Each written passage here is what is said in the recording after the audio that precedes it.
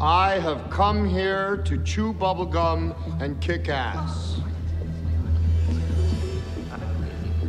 And I'm all out of bubblegum. O identitarismo é um câncer na nossa sociedade hoje. E com ele vem noções estúpidas como gordofobia. Obesidade é doença. Obesidade mórbida é uma doença grave e séria. Romantizar obesidade é uma das maiores canalices que vem acontecendo ultimamente, principalmente entre o pessoal mais jovem. Por isso, eu resolvi criar o canal Diário de um Gordola para acabar com essa romantização da obesidade e ao mesmo tempo mostrar que é duro pra caramba emagrecer. Então se inscreve no Diário de um Gordola.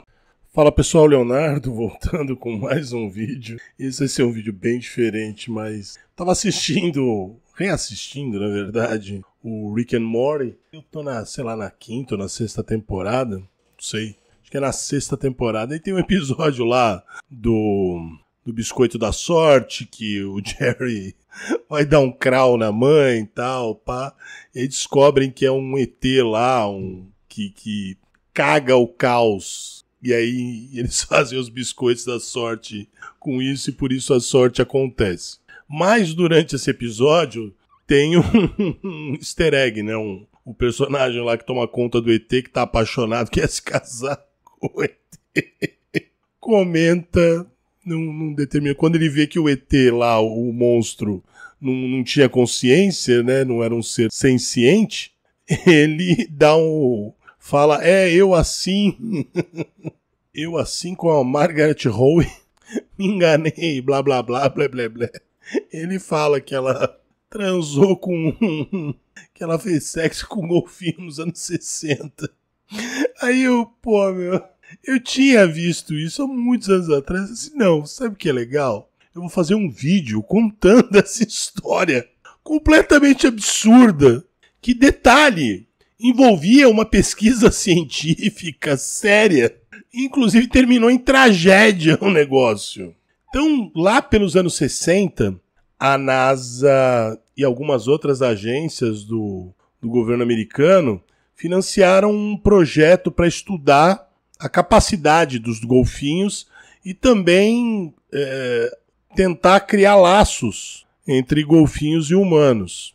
E essas pesquisas aconteciam num laboratório lá no Caribe, que aconteciam sob a tutela de um neurocientista que se chamava John Lilly. Ele acabou virando um aficionado por cetáceo, depois de ver uma baleia encalhada na costa, perto de onde ele morava na época, em 49. Então, nessa ocasião, o Lilly ficou impressionado com o tamanho do cérebro do animal, começou a imaginar como a baleia deveria ser um animal inteligente.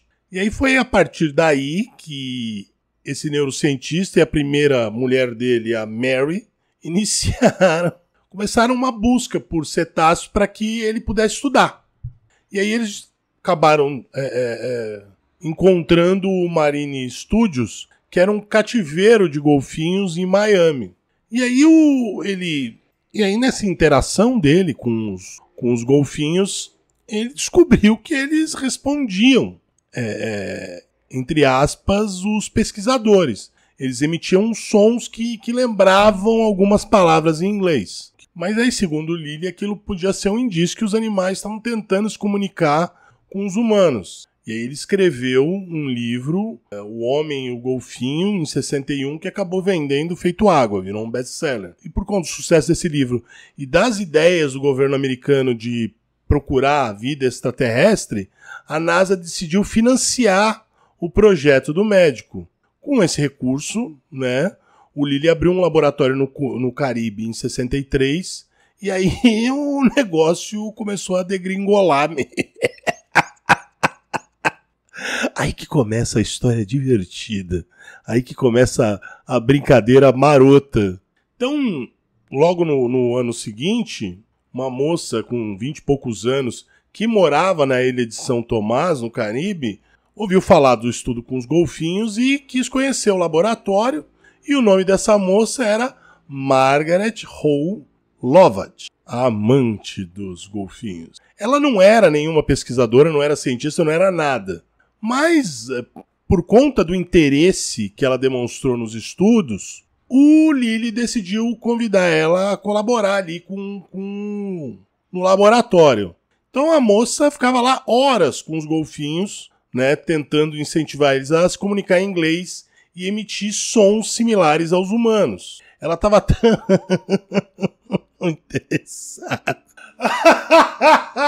Ela estava tão interessada nessa tarefa que ela até se propôs, ó, eu levo um desses golfinhos para morar comigo. Assim a gente vai passar um tempinho mais junto, o animal pode se habituar mais com a fala humana, aquela coisa, né? Eu e o golfinho e eu. E os pesquisadores acharam uma boa ideia. Só que ao invés dos golfinhos, ou um dos golfinhos, ir morar com ela, ela se mudou para o laboratório, na parte de cima, e acomodaram o golfinho macho, o Peter. Então o Peter e a Hall ficavam sozinhos por 6 dias por semana, e aí a moça anotava as percepções do animal, dormia ali ao redor desse cetáceo. No final da semana, o Peter voltava para o laboratório e dividia o tanque com os outros 2 golfinhos que eram fêmeas, a Pamela e a Cici. E aí numa entrevista recente, 2014, recente em relação ao acontecimento dos fatos, né? A Roy falou, ele era muito, muito interessado na minha anatomia. Se eu estava sentada e minhas pernas estavam na água, Peter vinha até mim e olhava atrás do meu joelho por um bom tempo.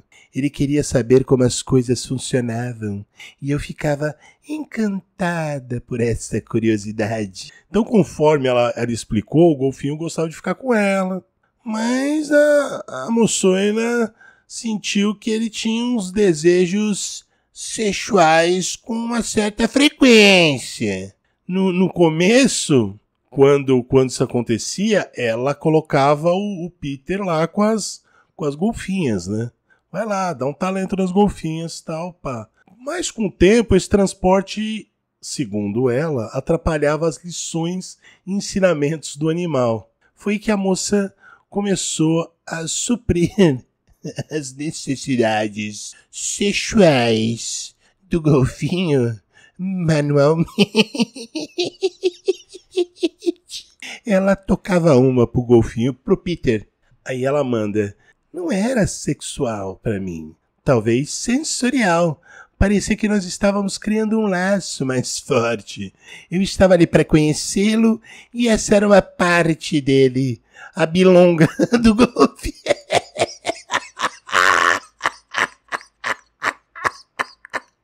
A bilonga do golfinho era uma parte dele. Ué, como é que eu vou conhecer ele sem tocar uma pro menino, pro Peter? E aí, nos anos 70, a história foi parar na revista Hustler.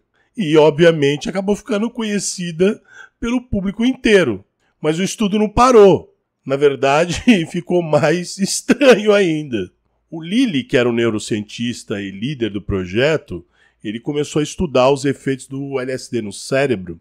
E ele era um dos pouquíssimos médicos licenciados pelo governo para pesquisar o LSD.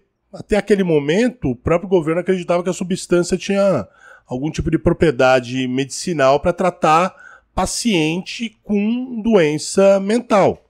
E aí não demorou muito para o Lily ter a brilhante ideia de dar LSD para os golfinhos. E aí, apesar das doses, os animais não respondiam à droga, não mudavam o comportamento dele.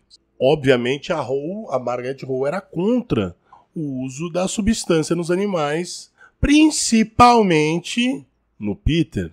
Mas ela não podia fazer nada porque, né, os animais eram do pesquisador. Como o projeto não avançou, a NASA cortou o financiamento, o laboratório fechou. Sem a grana, os golfinhos acabaram indo para um laboratório do Lily em Miami, só que o espaço era menor, não tinha liberdade, e também não tinha a presença da Margaret Hall. E aí ela recebeu uma ligação do Lily, falando que o Peter se suicidou. O Peter tirou a vida dele. O golfinho, Peter. Aí, como, assim, diferente da gente, os golfinhos, eles respiram de forma consciente, né? A gente respira de forma inconsciente. Os golfinhos não, eles conscientemente eles têm que respirar, né? E aí, aparentemente, ele escolheu não subir para respirar e foi pro buraco. E aí o veterinário da época falou que o Peter morreu de coração partido. Agora, é uma história completamente louca ou não é? Tem muitos relatos, inclusive, de golfinho que tenta tutupar pessoas no mar, né? O golfinho, ele é um animal sexual. Sim, isso é real mesmo. Tem muito relato de golfinho tentando dar um crawl em pessoas em alto mar e... Mas a Margaret fez isso por livre e espontânea vontade. Foi lá e tocou uma pro Peter. E por conta disso, o Peter simplesmente desistiu de viver. É uma história estranha, triste. E aí, o que vocês acham dessa história mais do que louca? Deixa aí o seu comentário e até a próxima. Quem acompanha o canal viu o que aconteceu no último mês com a queda do canal, depois a desmonetização do canal e depois a desculpa, foi mal, tava doidão, o que acabou impactando diretamente a renda que vai ser a minha renda de dezembro. Então se você puder e obviamente quiser ajudar o canal, acessa www.apoiocoletivo.com/geekvelho. Vai lá, colabora com o canal. Se você está pensando em fazer financiamento coletivo, usa o Apoio Coletivo. É esse o site que eu estou usando e, não tenho absolutamente nada para reclamar deles.